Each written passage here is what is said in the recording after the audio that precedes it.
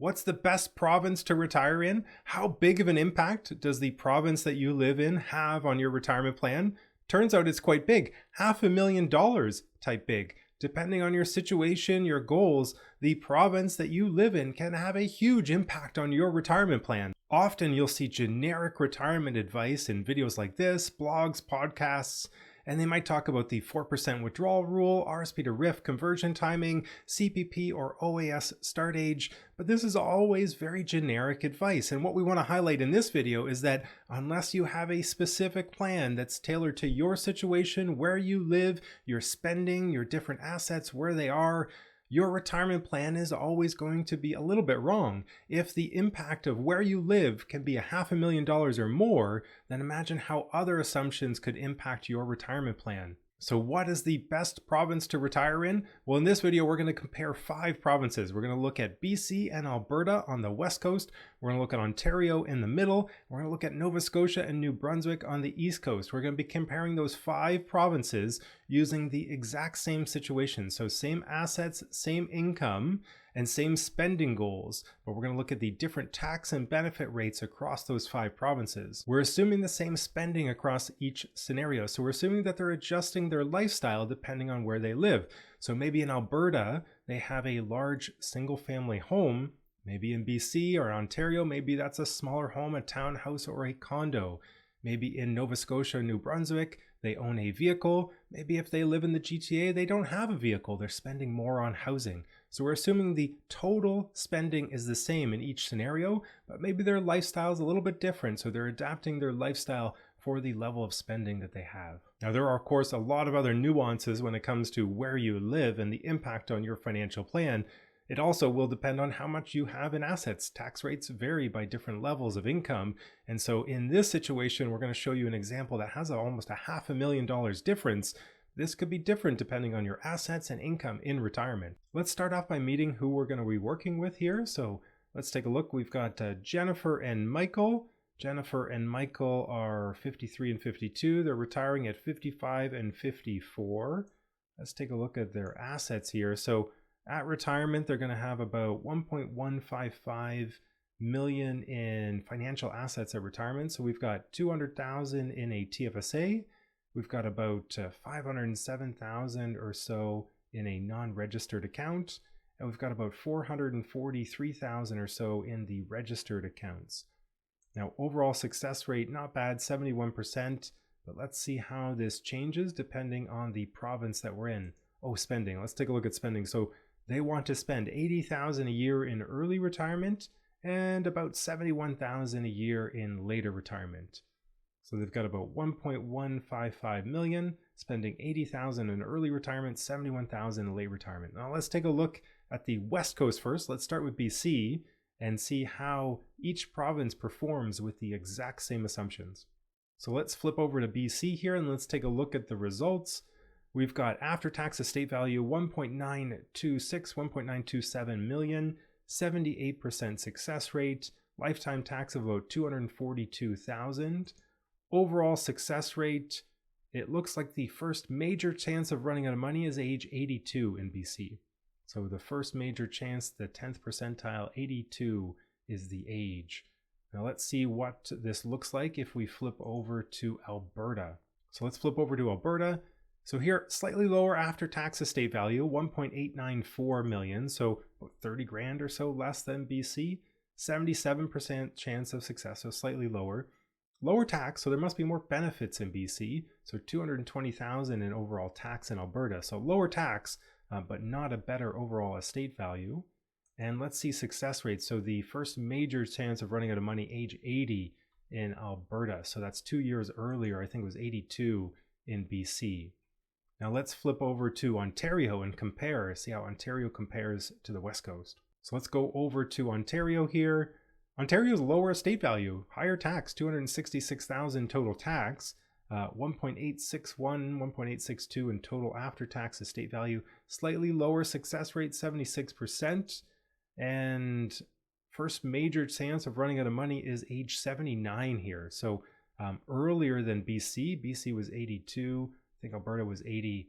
So definitely the higher taxes in Ontario increasing the chance of running out of money in that province.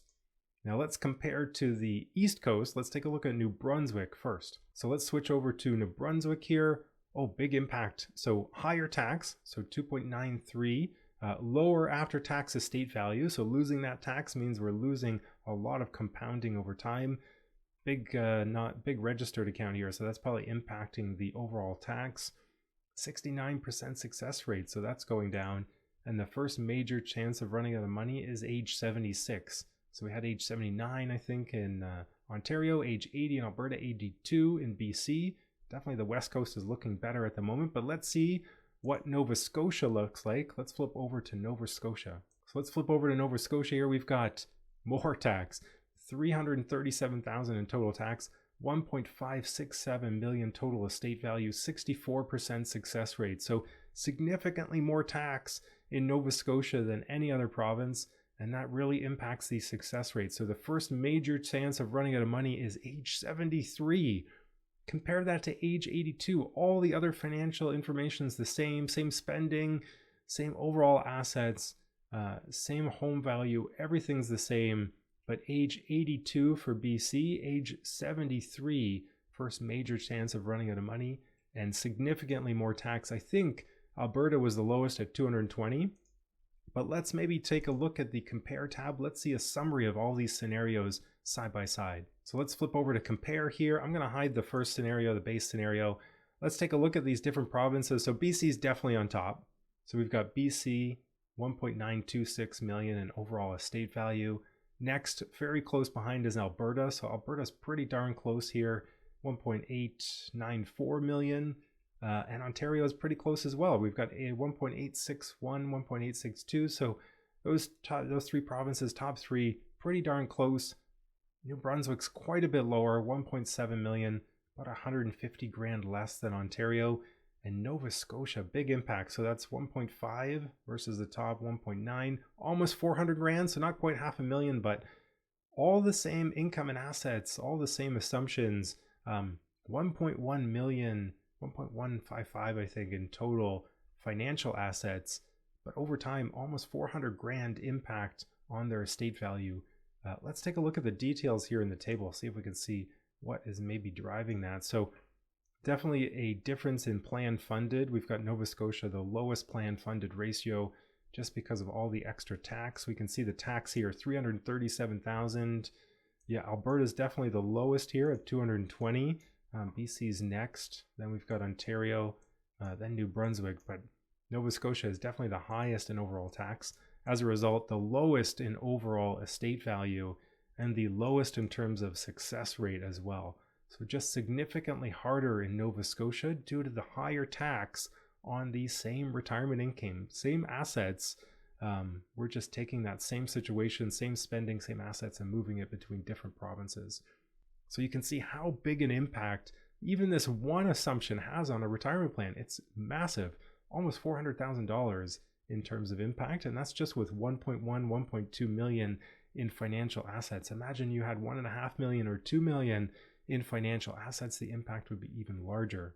Now, we're not expecting that this video is going to cause you to move provinces simply to save tax in retirement or get more benefits. That's not the intention. Really, the intention here is to highlight how big an impact some of these assumptions can have on a retirement plan. You want to have a retirement plan that is customized to your particular situation, values, goals, etc. Somebody in Nova Scotia can't spend the same amount as somebody in Alberta or Ontario or in BC because they're just paying significantly more tax. If you had even more registered assets, it would be even more of a difference. So this has a really big impact on a retirement plan, and you want to have a retirement plan that's customized to your situation, where you live, your spending, your different assets, the tax liability. All of those things are going to have a really big impact on your retirement plan. Now, my name is Owen. I'm an advice-only financial planner, a CFP, and I'm the founder of Advice. Advice is an easy and powerful retirement planning platform that you can use directly. It's just $9 a month or $49 for the year. You get access to the platform, the AI strategies, you get access to our community support forum, and you get access to our bi-monthly webinars where we go through different questions as well as case studies. And again, if you don't have a retirement plan yet, This is a very cost-effective way to get a retirement plan started. Thank you so much for watching. I'd love it if you like and subscribe, and we'll see you at the next one.